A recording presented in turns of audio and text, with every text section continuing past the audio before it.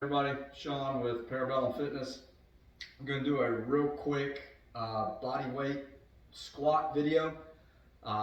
Really want to start with the feet and show everyone how to properly plant their feet for a squat, whether it be body weight, goblet, back squat, front squat, even deadlift or power cleans, anything that's going to be a compound movement involving your entire body.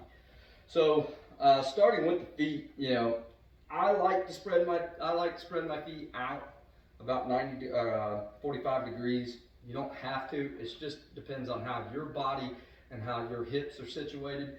Um, don't worry about knees over toes. Again, how your body, how your hips, how your knees, and everything else works. A lot of this is like practice medicine. It goes to the specific individual.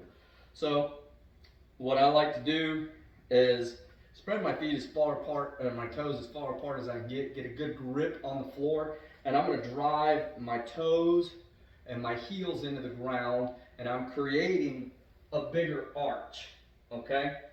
And what that does is it puts a lot of the pressure on the outside of my feet, but it's creating a claw. So I tell a lot of my clients, I want you to claw your feet, and that's what I mean by this. Even though I highly encourage doing squats with lifters, especially since I have poor ankle mobility, most people do. So that helps, but you want to spread your toes out as far as possible. When you start that squat, eyes out at the horizon, I see a lot of folks with their head craned up. I don't recommend that because you're already creating a bend in your spine. You want to keep that spine as neutral as possible. So I have my feet. Now I'm going to start with, I'm going to go to my core and I'm going to brace my core. So it's not just flexing, it's taking a big deep belly breath and then pushing your lungs into your rib cage. And I'm going to brace because that's my natural weight belt that goes around my body. From there, I'm braced. Head out, eyes out at the horizon. I'm going to pull my shoulder blades back and I'm going to try and hold a broomstick in between my shoulder blades, and I'm going to depress my lats down, okay?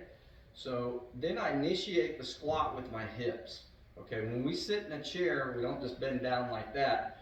We kind of sit our butt down, so we want to work with our butt first. So I'm initiating with my hips and then I'm squatting down, and here I am. Okay, notice my feet are still clawed. I've got that nice high arch. I'm right here. Knees are just slightly behind toes, and then I'm driving back up.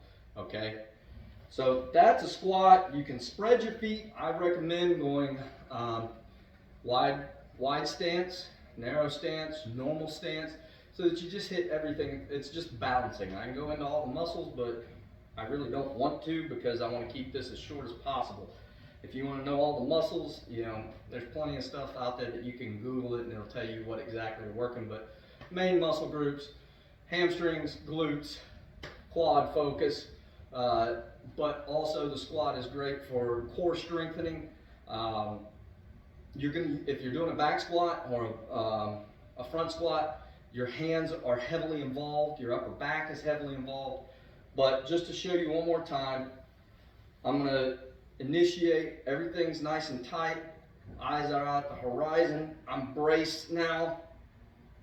I'm dropping back down into that nice squat, and I'm driving back up.